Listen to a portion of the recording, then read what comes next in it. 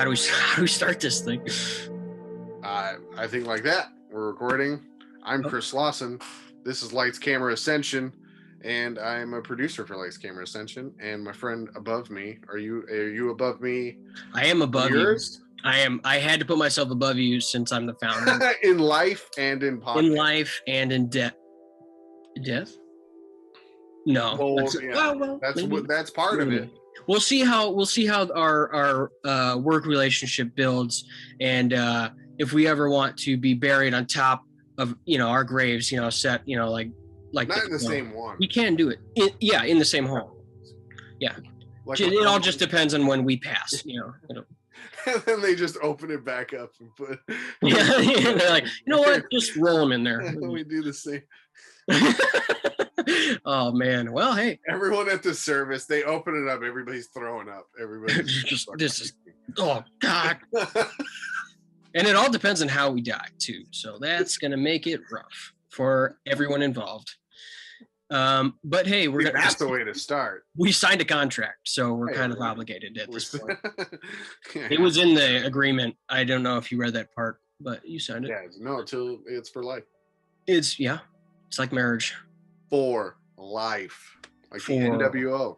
Life. So I guess like what we should do is kind of introduce ourselves, like what we do, how we met. There's a lot of history. Actually remember the I can't pinpoint. I remember there was one time by a printer and we were all angry at the printer, but I don't think we had a class together yet. No. I didn't really remember too much of you until we first started having classes together in film school. And then, hold on a second. I think we got to kind of explain that, right? Yeah, so we went to film school. Yeah, we went to film school. We went to film school together. Ooh. Chris is originally from Florida, and I'm from Chicago. 305 till I die. Miami-made, born and raised in the county of Dade.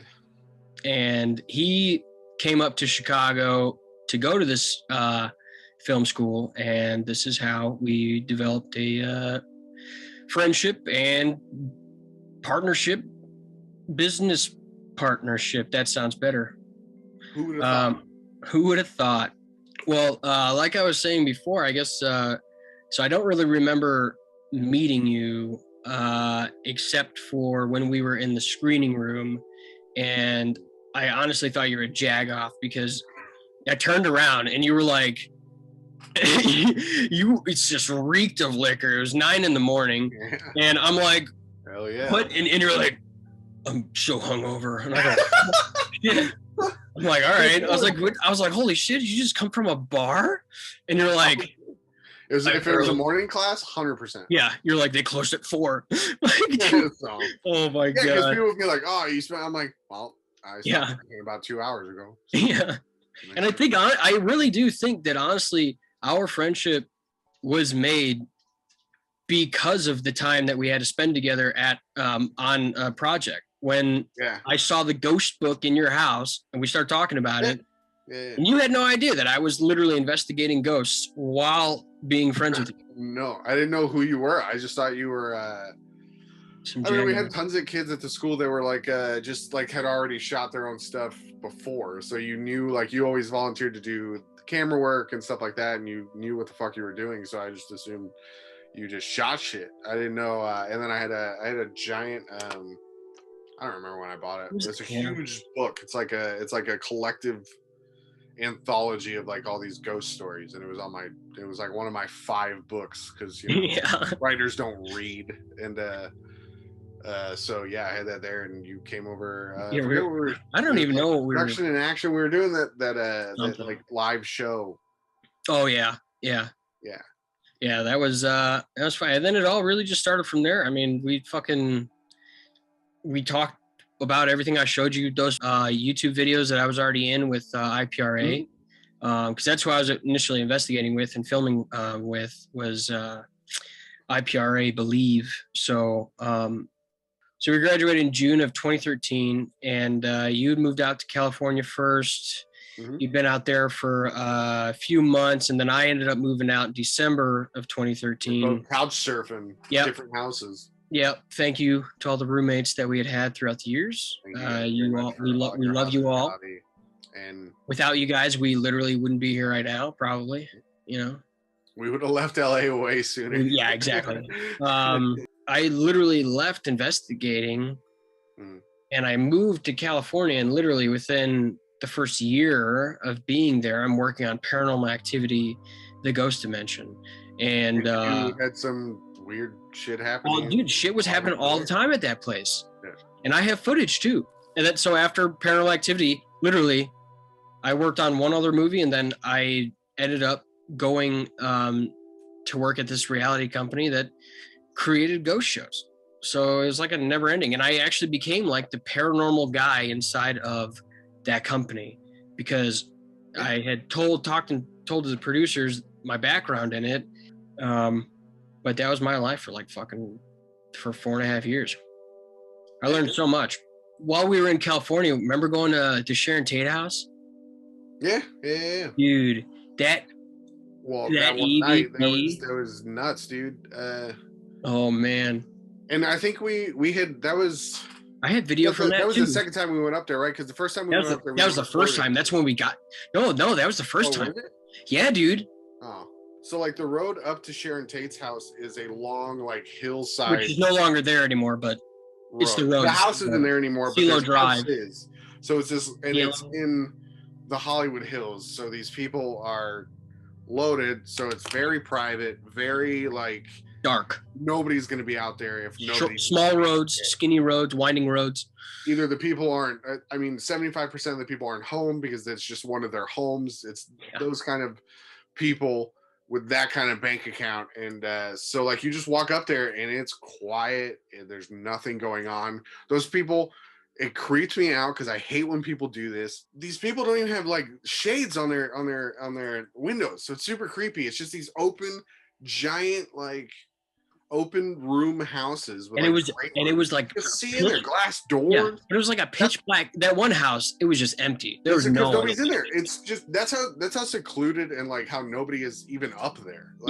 It's super just goes to show that there's nobody up there at all. So, and it's like a huge hill. If you've ever played Grand Theft Auto 5, that mission where you pull the dude's house off and the patio comes down, it's like that. They're on hillsides, so these patios have these giant stilts, and it's just a cliff drop off.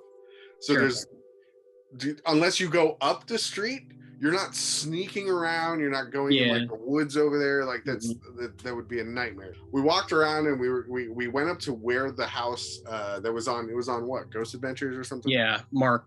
I forget his last name, but it's one of the main houses that has a lot of activity there.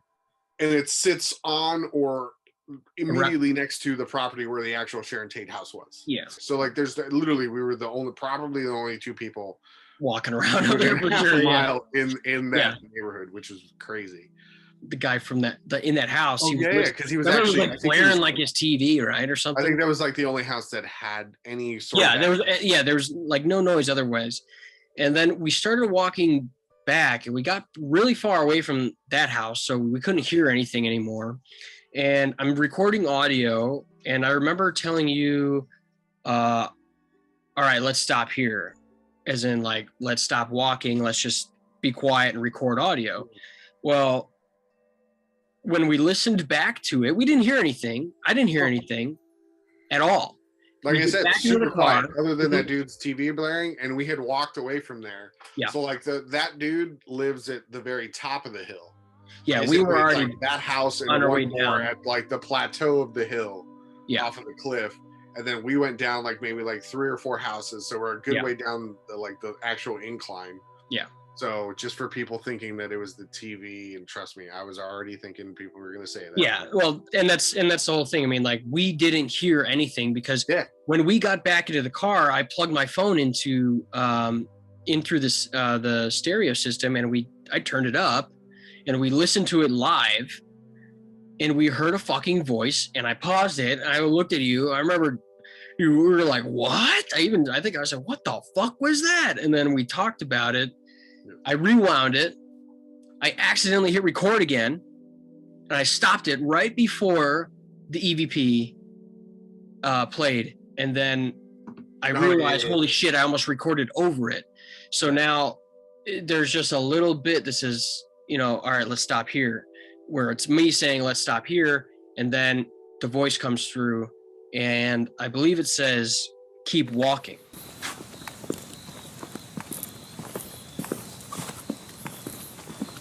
Why are you filming? Oh, what's going on?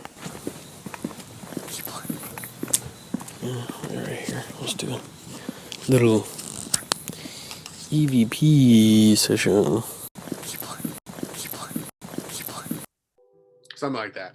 And we were literally, don't forget, almost like a direct response to on the edge of a cliff. We were literally, if we were, the road had started to turn right in front of us, right where we were walking. If you were to keep walking, you'd walk off the cliff.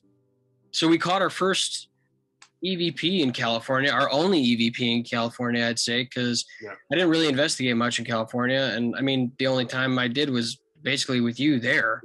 Otherwise, I was just kind of the guy behind the camera filming for other shows. So I wanted to move, you know, a year before we moved. Like, I had already knew that I was going to be moving back in 2020, April of 2020. Had no idea what the hell was in store for us come March of 2020. But when that hit, it was just kind of like an eye-opener, wasn't it? I mean, it was like, holy shit, like, we're moving during all of this stuff going on? Yeah. Crazy. But it was already planned out. Well, it was like it was really like, especially because you worked, you had a studio job, so like you were at your place Monday through Friday, packing gear, but you were shooting stuff, and they would send you on shoots, but you had your one place of work for a while, which is also really cool. I had that too, at a terrible place, awful. Stopped doing that, and then I went back to freelance. So like I was freelance, and I was fine because I'm freelance. So I just stop a show and I'm out. And like I was getting burnt out too. Like it's always the luck of the draw with the shows you get. Not saying that there weren't good people on the shows I had. There were great people on the shows I had, but there was enough people on most of them to make it a super toxic work environment, and that just absolutely killed me. Like I can do any 18-hour day, whatever. Like I've been doing it most of my adult life. I don't care, but have fun doing it. Don't be a piece of shit to people. Yeah, exactly. Like, and that's just one thing that drives me through the moon. So I was getting to that point. The jobs I was getting were financially okay enough for me to, you know, have a glass of scotch at the end of the night and be like, all right, let's do it again tomorrow. Yeah. But that's not but the older I got, I was like, that's not a way to live for the next 10 years. So yeah, it's just like a really stressful industry. I mean, and technically we're still in it. Like this is what we do. This is our company. But we're finding a way to make it work for us. It doesn't have exactly. To be, I mean, yeah, we're not trying to produce something for your money. We're trying to produce something because so much has happened to us over the course of since we've known each other, that it's been kind of like a bunch of weird things, like you being into Monster Squad. Oh yeah. I used to rent that video every Friday from my age of 5. I don't even remember until maybe I was in middle school and somebody started making fun of me for it. We didn't even know that meeting each other. Like that was just like a coincidence later on, besides the ghost thing. Yeah. And then, a synchronicity, because maybe the ghost thing was a coincidence, but then too many things happened after that that were more of a synchronicity than a coincidence. And it was almost like life kind of forced us into it, because I was working all the time. So when I wasn't working, the last thing I wanted to do was pick up anything film related, do nothing. I wanted to stare at the beach and just hear silence and sleep, basically. Yeah. So it was never like we would start doing stuff, but then I would get a show, and then time would get short, and then we wouldn't like want to do anything. Yeah. But basically the film business shut down, and being freelance, I wasn't going to have anywhere to go. So, and I missed my families, and I wanted to come back home. So I came back home, And the rest is now history on video, because we did that for you people. Yeah. So you will see our journey through the years and the journey now. Yeah. Which is also cool because you're seeing it as it happens for the most part, which is another crazy thing, because we always decided to film a lot of shit that we did just knowing that one day we'd use it, which, I mean, isn't a synchronicity, but it's kind of putting that out into the universe, if you will, I guess. Yeah. So, you know, it's the intention that's been set for a very long time. Yeah. I've literally been filming a whole bunch of shit vlog style in a way, because anytime that something happens in my life that involves anything paranormal, I'll film. And we have so much footage to go through, and we have so many videos that we can create and tell stories to you guys about, you know, the kind of things that we've experienced, and why we have such a different kind of look at the paranormal now. And that kind of brings us to Supernormal. We came with that name one night. We were discussing how weird it is that it's all still taboo right now. It's all still a weird taboo, the paranormal and the supernatural. You know, in all reality, this stuff's been happening for how many years? Yeah. It's been happening for since ancient times.